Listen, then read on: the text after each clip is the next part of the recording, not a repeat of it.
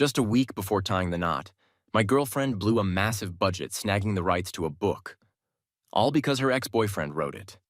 She wanted to honor their first romance. When reporters hit me up about it, I just gave a slight grin. Going back to your first love and reconnecting like that? Not something that happens every day. I genuinely hope they find their happy ending. That night, when the interview was on air, my girlfriend, who'd been kinda distant for the past 6 months, did something wild and reached out to me. She told me to stop talking rubbish and even threatened to call off our wedding unless I cleared things up with the press. But what she didn't realize was that I wasn't feeling the marriage vibes anymore either. When Mia splurged to secure Jake's rights and poured money into hiring the top PR crew to hype him up, I stumbled upon his book, Asterisk Moments Like versus Asterisk, and gave it a read. It was nothing groundbreaking. That was my only take after finishing it. It's just another typical teen first love story set in school. There are tons of books like this, and many are way better crafted. But just because Jake wrote about his past with Mia didn't mean Mia was cool with overshadowing me to boost his fame.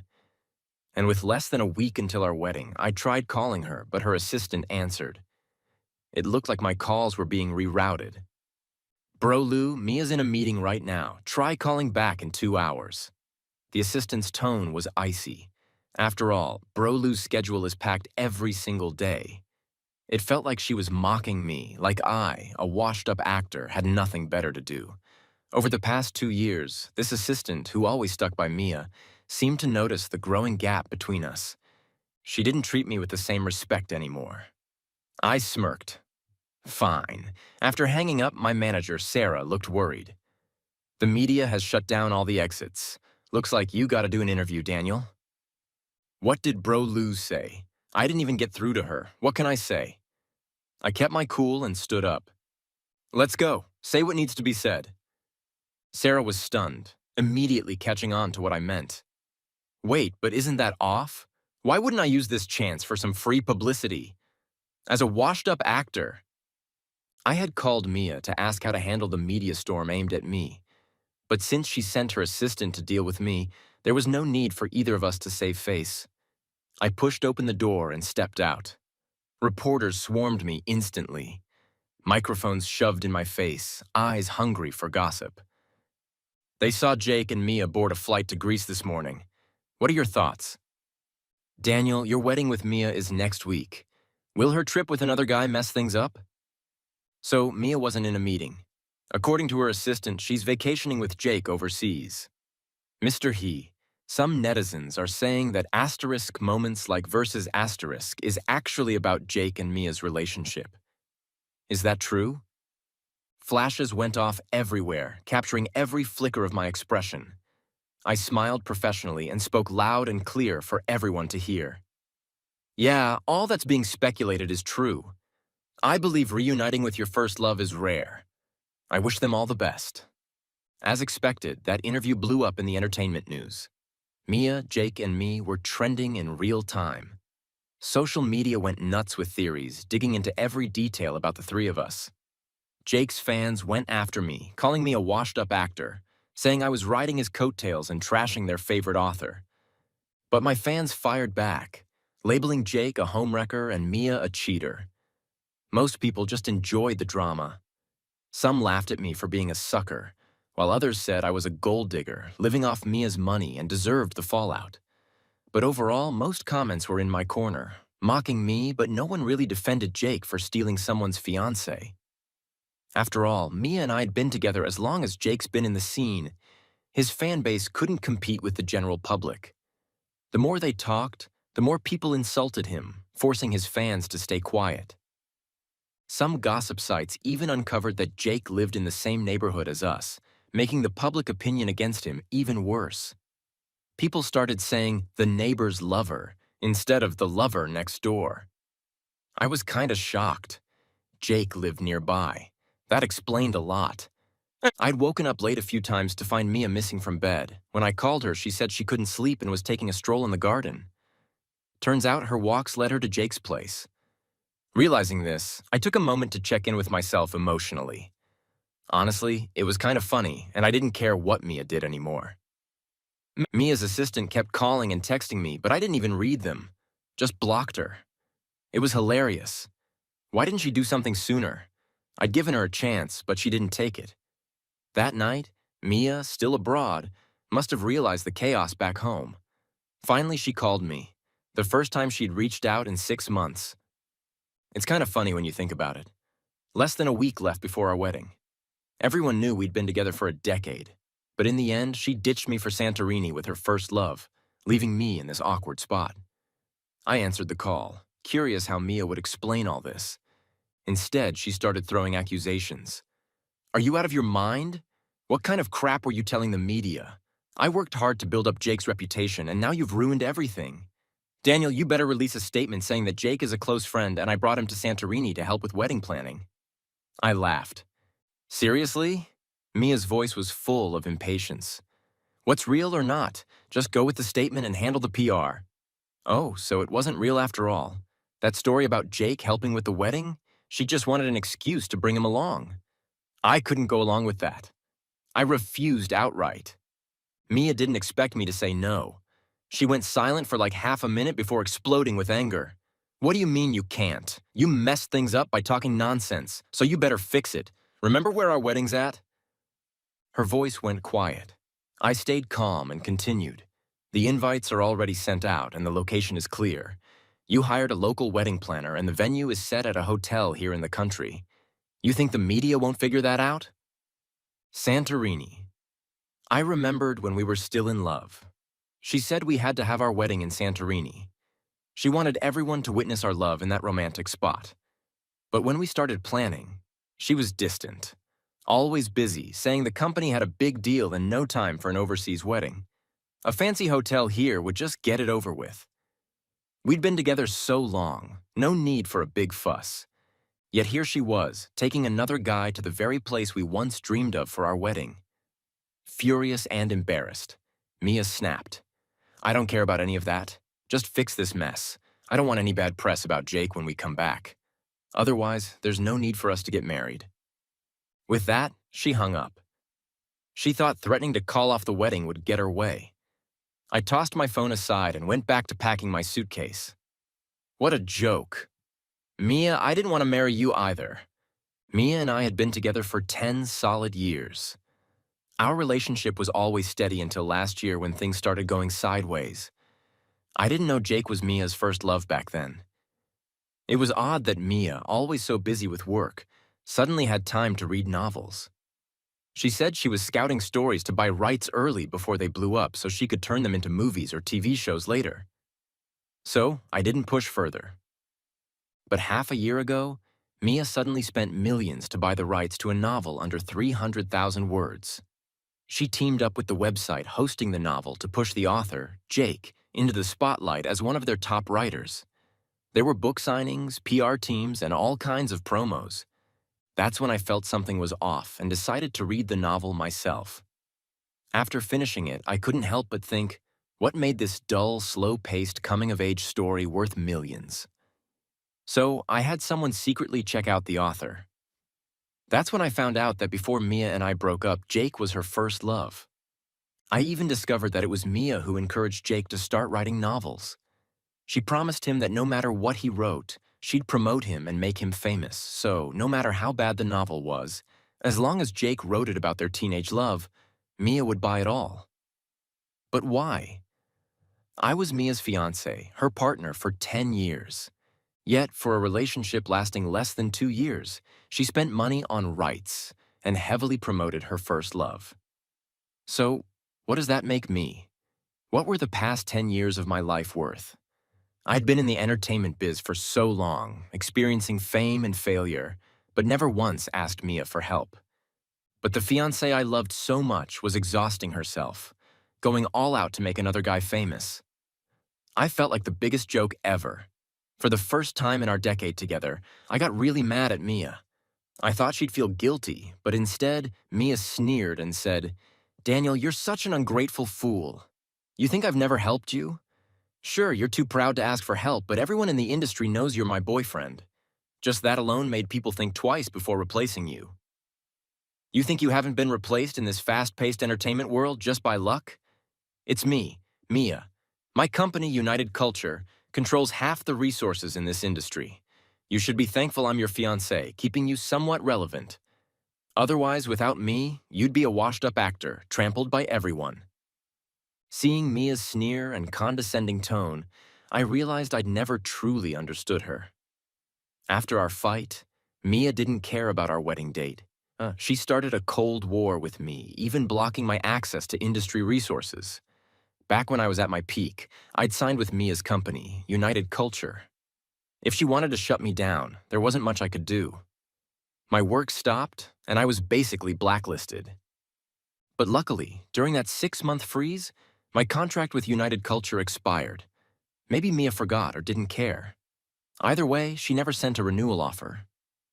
During those long months, I doubted myself, tortured myself, and finally realized, not all relationships flourish, and not everyone's meant to stick around till the end. My contract ending meant it was time to end things with Mia, too. As I was about to leave, Sarah, the person who got me into the industry, came to see me off.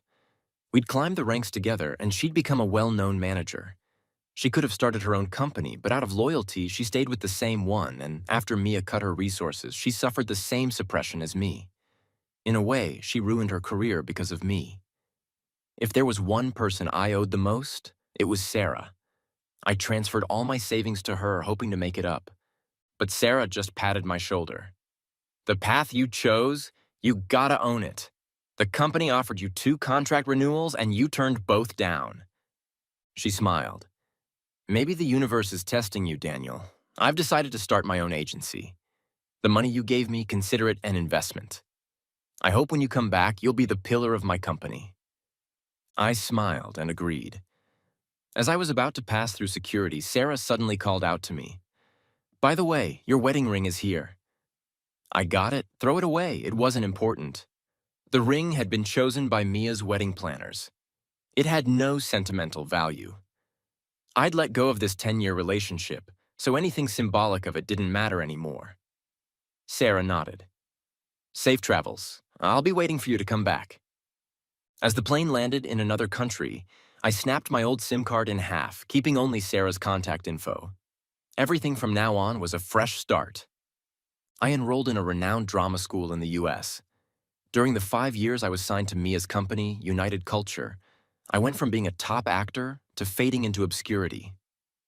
Mia was focused on her company's rapid growth, constantly signing new talent and using me to star in scripts that would help them rise to fame. She didn't care about the script quality as long as they could film and get approved. This led me to star in a bunch of poorly received dramas with low ratings. Some haters even spread rumors online that I had gambling debts, which is why I took on these bad roles. When good scripts or major projects came knocking, wanting to work with me, Mia would step in, telling me to pass the opportunity to newcomers. She'd say, Dan, you're already famous. Taking on this role would just be the cherry on top, but it won't make or break your career. But so-and-so really needs this opportunity. The company is ours, and if they succeed, it's good for you too. By the time my fame had dwindled and I wasn't as popular as before, she turned her back on me. She acted like I owed all my success to her. Without her, I wouldn't have any recognition left in the industry. During the time I was blacklisted, I saw my name frequently appear on lists of the worst actors, made by netizens. I had to admit it. Over the years, my passion for acting had been drained by the subpar scripts Mia handed me. Being with her had not only worn down my career, but also made me forget why I entered the industry in the first place. I didn't want to star in a series of terrible dramas. I wanted to leave a lasting mark on cinema. Leaving Mia also meant abandoning my 10-year career. Starting from scratch, I met a junior student, an overseas Chinese named Jenna. She was a rising star in the directing program. Her father, Sam, was a world-renowned director whose films had won numerous domestic and international awards. Director Sam had retired from filmmaking at 45, shifting his focus to photography. But even though more than a decade had passed since his last award-winning film, Jenna, his only daughter, naturally drew attention the moment she enrolled. I met her by chance. After all, Sam's films are considered a significant part of film history worldwide. It made perfect sense that several of his classics would be used as required material for our drama courses. We started talking after battling over a seat. Since I was older and a foreign student, I usually sat in the back corner of the classroom, but she never sat in the front row either. After a few times of finding her favorite seat taken by me, she had no choice but to sit next to me. Then she got smart and started arriving earlier than I did. When I found my seat taken, I naturally started arriving earlier too. After a few rounds of this, she finally got frustrated and let out a curse in Chinese. Yeah, F asterisk asterisk K. What's your deal? This seat isn't yours. Hearing the familiar language, I perked up and responded, the seat isn't mine, but I got here fair and square. She rolled her eyes and said, fine, whatever. But next time, she arrived even earlier. We got to know each other through this back-and-forth battle over the golden seat. Once we were more familiar, I asked her why. In a class that often discussed her father's films, she never sat up front. Her whole body stiffened at that. She stayed silent for a long time. It wasn't until the class ended, and she looked at Sam's name on the screen that she quietly said, my father may always be a mountain I can never climb. Later, I learned the full story. Sam retired from directing in his prime, passing the baton to his daughter. Jenna grew up under his teachings, but as she officially entered the industry, she realized just how hard it would be to surpass her father's achievements. At 26, she hadn't made any real mark while her father had swept the awards circuit with his debut film at 23. He was hailed as a genius director. Over time, the pressure became unbearable for her, and she even developed symptoms of depression. Seeing Jenna struggle, I couldn't help but relate to my own experiences. I came from a prestigious acting academy and debuted in major productions. By my third year as an actor, I was working with a renowned director.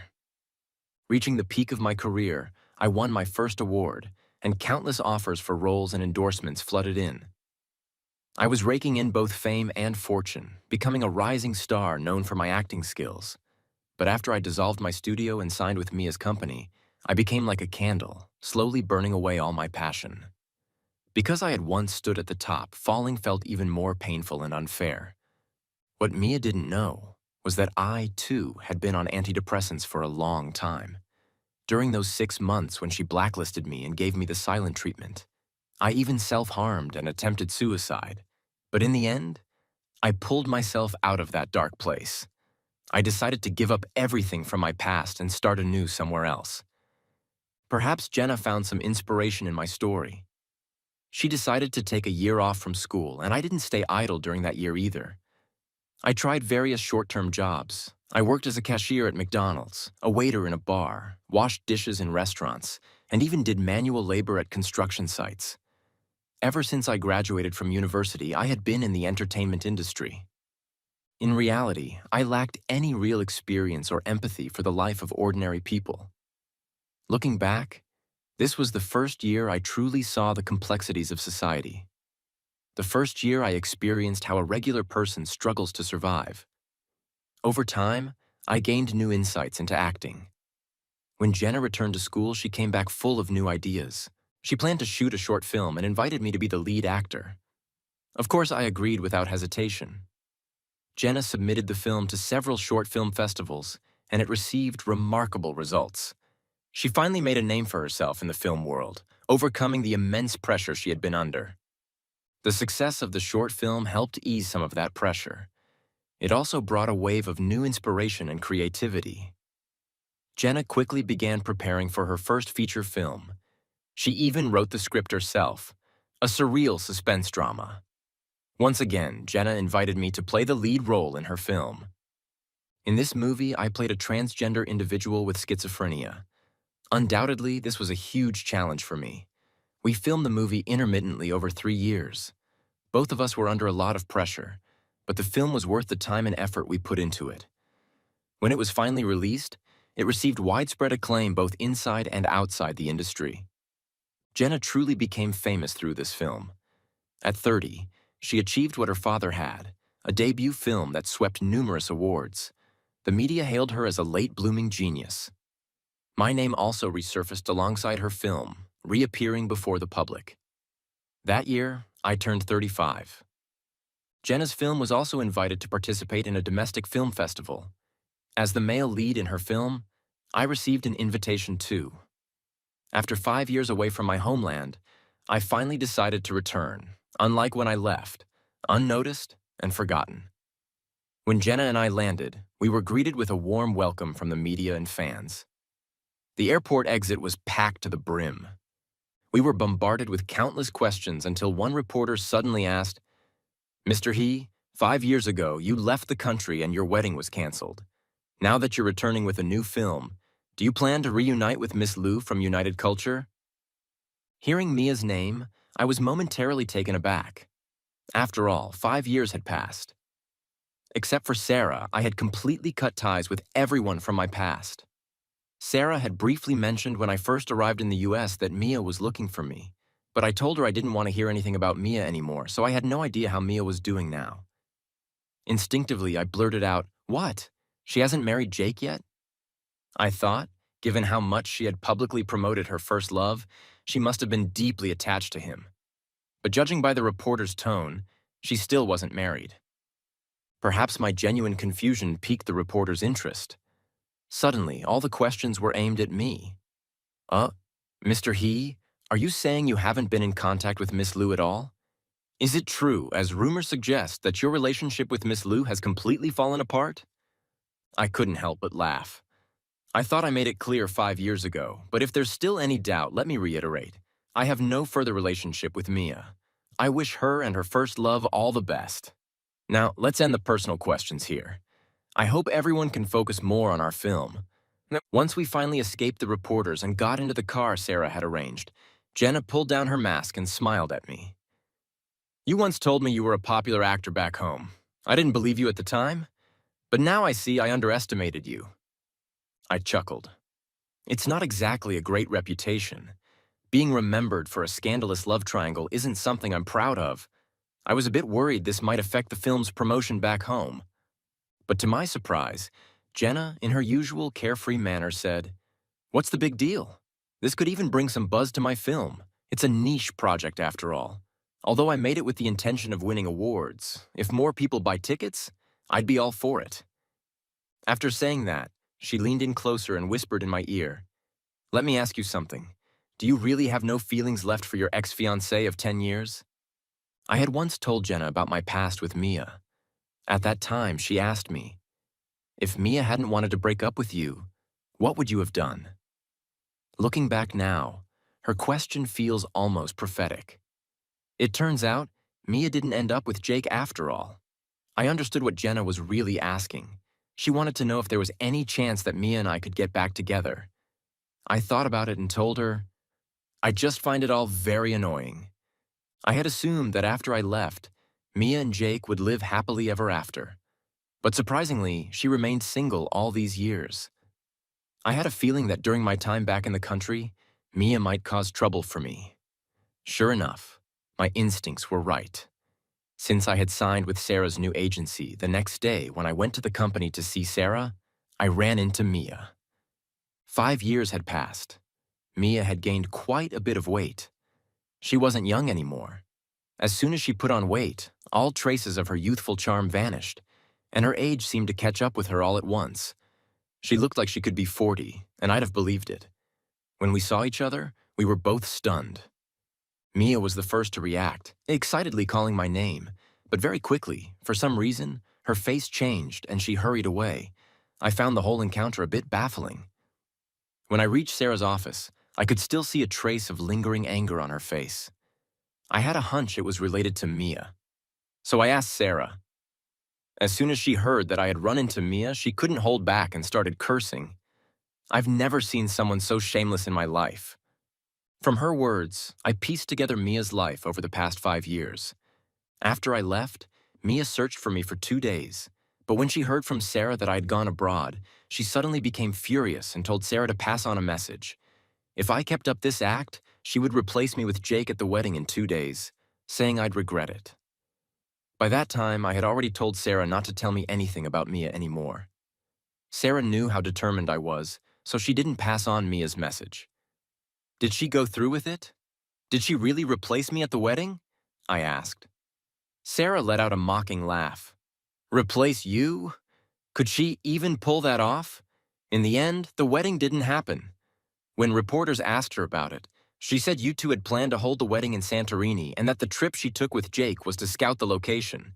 She barely managed to cover it up, but who believed that crap? Mia's company, United Culture, faced backlash because of the whole ordeal.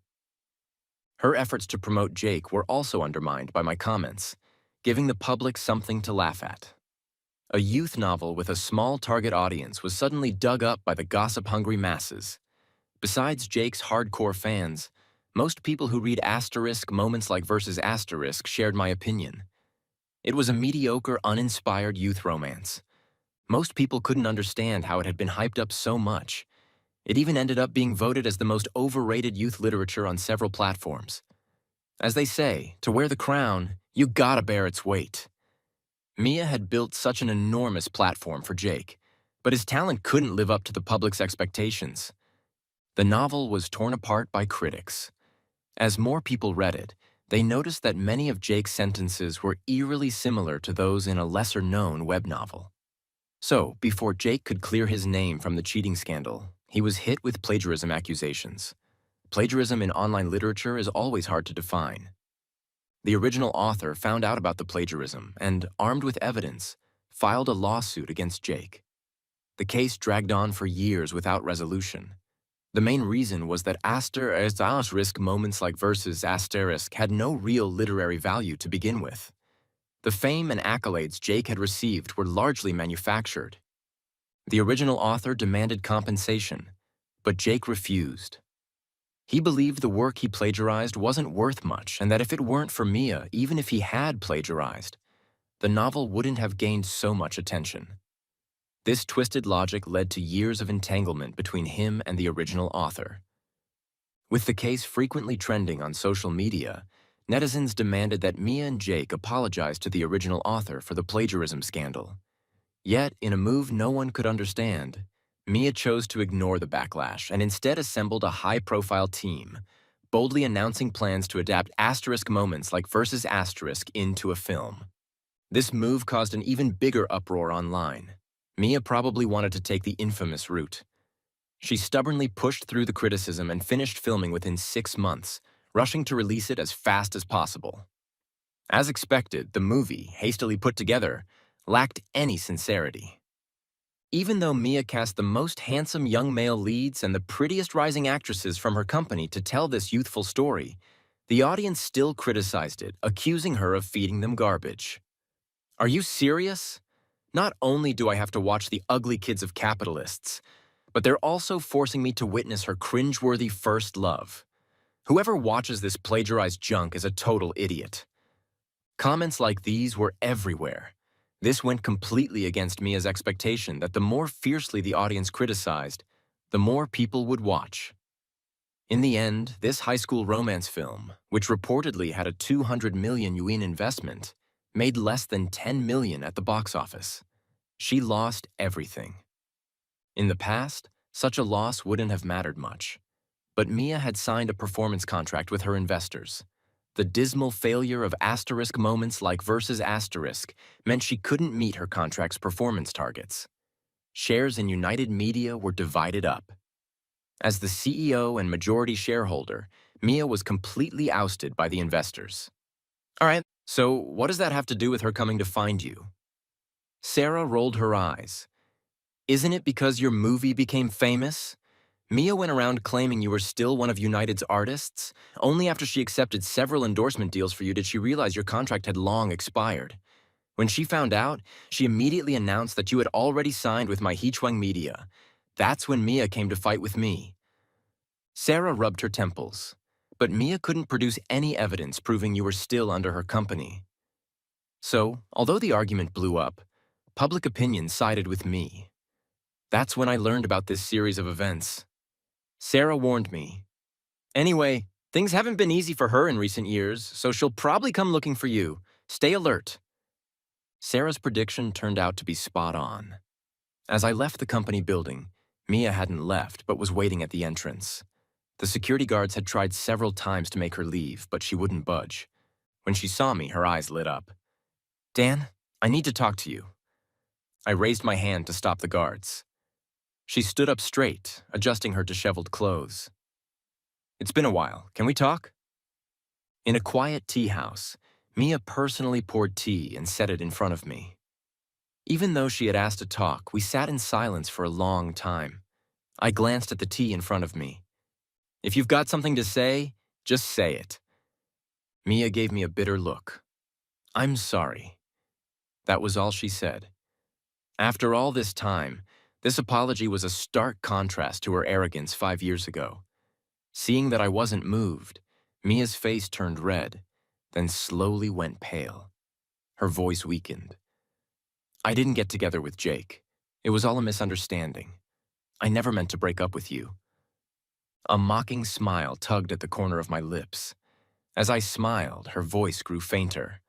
A tear fell, and Mia quickly wiped it away. Is there really no chance for us anymore? I looked at her now fuller figure, missing the confidence she once had. I stayed silent. Mia seemed to realize her appearance wasn't what it used to be. Her strong sense of pride shattered as she covered her face. I can't help it. I have to entertain. Drinking one round after another, staying up late, the stress. It's impossible to keep my figure the same. I cried. Jake only used me to boost his fame with my connections and platform. When I gained weight, he started to resent me. But he never considered that without me, he was just a worthless, spoiled bum. So, after you left, you did get together with Jake. But you two didn't make it in the end. Hearing my words, Mia stiffened. Now you're asking me if we can still be together? Are you really that clueless? I stood up. The only reason I even sat down with you for this half hour is out of respect for the 10 years we spent together. But if this is all you wanted to say, it's a complete waste of time. Mia was stunned. Then what do you want to hear from me? Obviously, I want to talk about the shares I still have in United Media. Mia's face fell. Seeing her expression, I couldn't help but laugh. Did you really think I'd come here to rekindle our old romance? This is the only thing we have left to discuss. Even though our artist contract is over, I still have my shares. Back when I was at the peak of my career, Mia signed me with a promise that I'd receive 20% of United Media's shares, and we signed a supplementary agreement. Of course, once I signed, she acted like she'd forgotten all about it. For years, I never received any dividends. At the time, I didn't want to argue over money, so I stayed quiet. But now, it's time to get what's rightfully mine. Looking at her now, it was clear she intended to weasel out of this. So, I told Mia to prepare to compensate me for all the unpaid dividends, or I would sue. I had heard from Sarah that United Media hadn't been doing well in recent years, but I didn't expect it to be this bad. Less than half an hour after I left the tea room, I received a call from Sarah. Mia's mother had contacted her, saying she wanted to have a word with me, even bringing out her mother, someone who always disliked me and thought I was freeloading off her daughter. I was curious to see what this woman, who had looked down on me for years, had to say now. So I dialed the number Sarah gave me using a virtual phone number. To my surprise, the first thing Mia's mother said was, "I agree to you and Mia getting married. You won't need to pay any bride price. And let's not talk about the shares.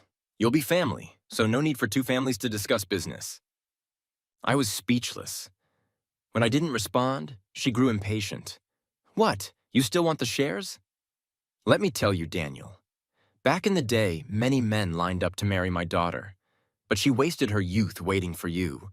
You're lucky she's not asking you for compensation for that. You're successful now, but you don't want to be caught in a scandal about abandoning her, do you? Even after all these years, Mia's mother hadn't changed a bit. I hung up the phone immediately. Then, I asked Sarah to help me file a lawsuit against Mia. I sued her for the unpaid dividends stipulated in our contract, which amounted to over 50 million yen. With this lawsuit, all the old drama between Mia and me resurfaced. Mia was furious. She released a doctored audio recording of our conversation in the tea room, distorting the facts and accusing me of abandoning her. She portrayed herself as a heartbroken woman who had waited for her boyfriend for 5 years. But the internet doesn't forget. Before I even had a chance to respond, sharp-eyed netizens dug up old news about her orchestrating a publicity stunt with Jake, showing off their trip to Santorini. Even photos of them staying in the same luxury hotel suite surfaced. Mia's plan backfired completely. After that, Mia posted our contract with United Media, claiming I had broken it by signing with another company. She threatened to sue me for breach of contract. The amount she claimed in damages just so happened to be the same as the unpaid dividends. Over 50 million win. Sarah countered with a trove of chat logs and recordings. It became clear that my contract had expired, and she had repeatedly tried to negotiate a renewal with United's higher-ups, only to be brushed off. This put United Media's management under fire in the trending searches. The real reason they didn't renew my contract back then was that they were watching Mia's reaction. Now that Mia's gamble had failed and she was no longer in control, the internal team had no interest in covering for her anymore. So, an insider came forward to explain. They revealed that the delay in renewing my contract was due to a massive argument I had with Mia over Jake, which had embarrassed her. She had decided to teach me a lesson by purposely holding back my contract. With this revelation, Mia's previous manipulative behavior was torn apart by angry netizens. Even Jake, who had long since parted ways with Mia, was dragged into the mess. After leaving Mia, Jake had ridden the wave of popularity she created for him, profiting handsomely from the website she built for him as a top author. Although he was plagued by plagiarism scandals, he still managed to rake in significant royalties, but his writing skills were mediocre at best. After splitting from Mia, his subsequent books barely made any impact. So, once again, Jake couldn't resist plagiarizing someone else's work. This time, though, he messed with the wrong person. He copied an early work by a well-known author. That author collected the evidence and sued Jake, winning the case. Jake's reputation was utterly destroyed. The website canceled his contract and demanded he return his royalties. Now Jake was drowning in debt, completely overwhelmed. Dragged down by Mia, he snapped and went on a rant on social media. Not only did he admit to the rumors about him and Mia's pre-wedding fling in Santorini, but he also cursed Mia. Daniel gave up everything for her, but she's just a shameless woman. The moment she saw me, her first love, she threw herself at me. I didn't even want to deal with her, but she insisted that she'd made it and could take me to the top. Come on, we're all men here, you tell me. Who would refuse when something like that is handed to you on a silver platter? I just made the same mistake any man would. Mia is the real villain. Jake's meltdown only made the situation messier. Meanwhile, I hadn't said a word publicly, but my legal team had been working behind the scenes. Soon, the court ruled that Mia had to pay me over 50 million yuan in dividends and interest. After the court ruled against Mia, she tried to contact me several times. She wanted to reminisce and use old feelings to smooth things over. But I refused to see her. Who would believe that a former girlfriend who hadn't tried to contact me in 5 years still had any genuine feelings? She simply saw my comeback and wanted to get me back under her control for her own gain.